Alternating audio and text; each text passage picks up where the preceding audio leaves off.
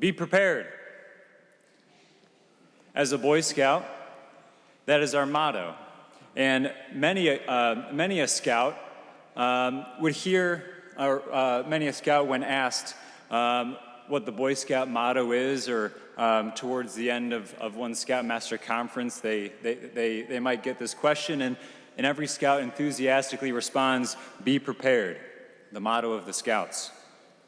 And Robert Baden-Powell, who was the founder of the Scouting movement in its entirety, when he was asked what exactly is one to be prepared for, his response was, any old thing. Any old thing. And this is a motto that I've incorporated into my own life. Always being prepared, always ready for any old thing. And as winter approaches, I'm sure all of us have prepared in some way for the coming of winter, whether that's pulling out the heavier coats and fleeces, or whether it's wintering our yards, putting away the patio furniture, covering things that need covered, and just getting ready for winter. And so we prepare, and we know what preparation looks like. In our gospel today, preparation was what distinguished the wise virgins from the foolish ones. Preparation. Because all of them went out to encounter the bridegroom. They all went out to meet him, and we heard the story. The bridegroom was delayed, and so they fell asleep. But it was the ones that were prepared, the ones that brought that extra oil, who were the ones who were eventually able to encounter the bridegroom and go with him into the wedding feast. And so preparation is that key spiritual theme, perhaps, that's very much rooted in the gospel. And since this gospel story is a parable, or this story with a deeper spiritual meaning, we can read it, and we're supposed to read it from a deeper spiritual level, beyond just what's literally said. And so this story is more than just a story about the need for pragmatic planning. Rather, it's this deeper spiritual planning. In Scouts, we refer to this thing called a go bag. This bag that has all of our essentials, the bag that is pre-packed, whether it's for a hike, pre-packed and ready to go, so I can just grab my bag and go. And it has things like trail mix, a map and a compass, rain gear, things that I just grab, take, and I'm ready to go. I imagine mothers of young children have a similar go bag, similar in the sense of diapers and formula and wipes and things that you use, a bag that you just grab and you're ready to go. A bag of our essential items. And since this gospel is a spiritual story, we look at the spiritual go bags. So what is our spiritual go bag? What does that mean? I think perhaps the prayers, practices, ways, and dispositions, so how we carry ourselves, what's in our hearts, those things that help us stay close to Jesus, recognize him, things that help us to be in union with him, to contemplate, so have our minds and our hearts fixed on him. So our spiritual go bag, those practices, prayers, dispositions, and ways that we stay close. And obviously, in the gospel, when Jesus refers to the bridegroom, he's referring to himself in his own arrival. The bridegroom is here, go out to meet him. And in the gospel, there's this movement, the wise and the foolish moving out to him, and he drawing near. And that's a movement in our lives too.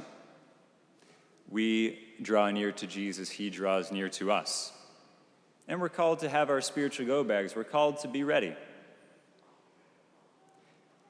And Jesus, the bridegroom, comes to us daily.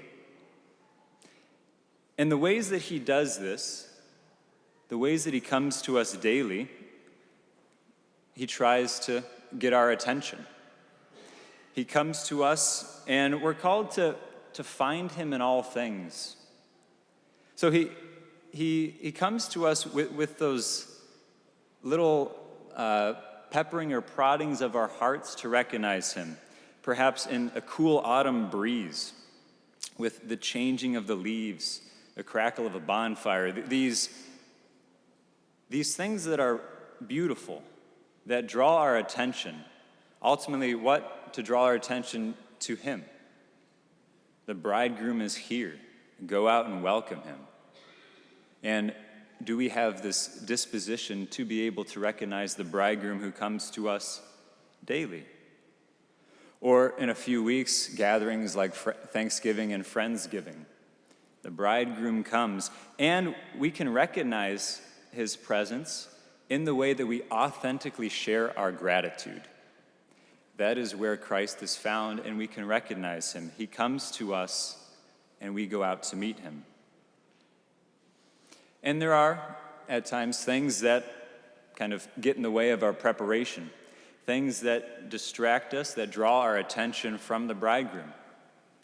I think we can all look in our lives and see those things that take up space and time, whether that be the incessant scrolling from one TikTok to the next, or one Instagram reel, or even just filling up the space with a whole lot of music, a whole lot of noise, things that get in the way from recognizing the bridegroom, be that unforgiveness of someone who's wronged us in the past, worries about that relative who's going to bring up difficult topics at Thanksgiving.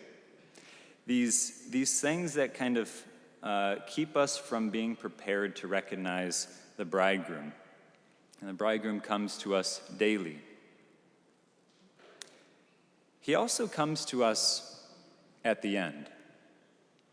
In the month of November, as the church prepares for the end of the liturgical season. So Advent marks the beginning, and so the next couple weeks, the gospel stories are going to be similar to this, dealing with those difficult topics, those things about the end times. And so we reflect on the fact that the bridegroom Jesus will come to us at the end of our lives, and we're called to be spiritually prepared for that. We're called to have our lamps lit, to have our lamps filled with oil. And ways that we can do this is with daily prayer, just getting in this habit of relationship, being close to the Lord with our prayer, constantly reflecting on the ways that our actions, inactions, and words have impact in our lives.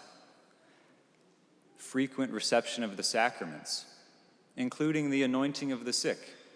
The anointing of the sick, which isn't just for the very end, but rather it's the sacrament of healing, so we're called to approach it whenever we're sick or injured, to receive this healing. And in that, we are continuing to prepare ourselves, prepare our hearts to have this beautiful thing in our go bag as the bridegroom draws near to us and we go out to meet him.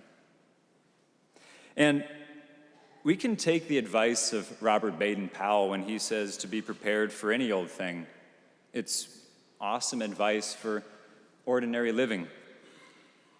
And we as Christians, we go that step further, prepared not just for any old thing, but for the most important thing, the most important one, the bridegroom himself who comes to meet us.